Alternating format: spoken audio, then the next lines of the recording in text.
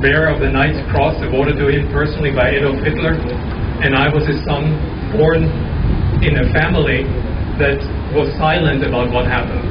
The only thing they knew about the war was that my father was a hero. But I knew very early that something is wrong in my family because nobody talked about the things that may have caused any pain or questions. And the questions I was asking, I needed to know what happened beside the heroism that my father tried to portray, beside the Iron Cross that he was wearing, the Knight's Cross that he was wearing for Christmas proudly. What else was happening in my family? Why I was asking these questions? Because I was raised in the house of Colonel Count Stauffenberg in Bamberg.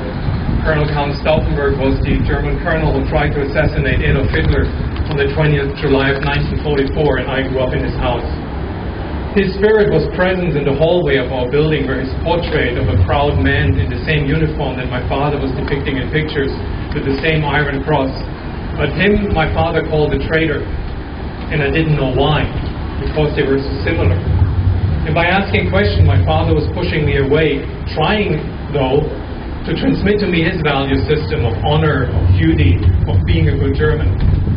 And I learned not to accept it. I couldn't accept it. I couldn't take his values because his values represented the time that I could not identify with, a time that I felt ashamed about. I identified myself with a hero such as Count Stauffenberg, and I identified myself with those who suffered. And I was looking for answers.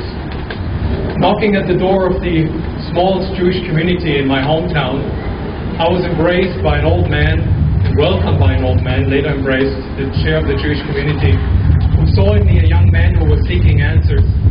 And he adopted me as his son, literally as his son, as his spiritual son. He had no children. And he taught me Judaism, and he answered all my questions that I had.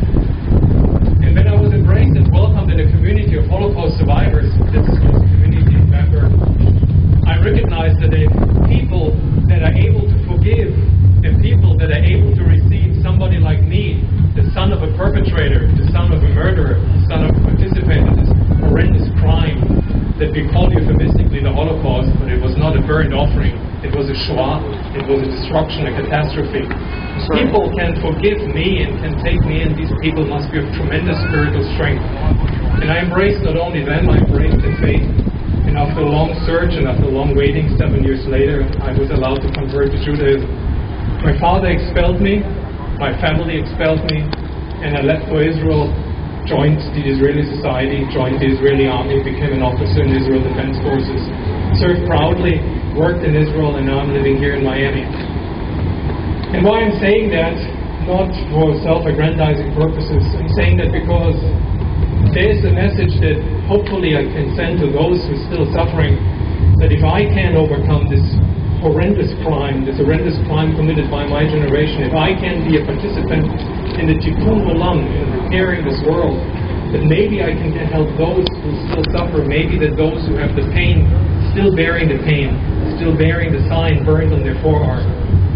In my office as a physician, I see Holocaust survivors that are referred to me by the German consulate for disability assessments. And I'm helping them with the efforts, together with the potential that German people, the German government gives us to help them financially as much as we can. And whenever I hear their stories, I hear their pain, I feel their pain. But when I let them, when I share my story and I allow them to listen to my story, they allow me to listen to theirs, and I can share my story, I see hope in their eyes, and I have helped some.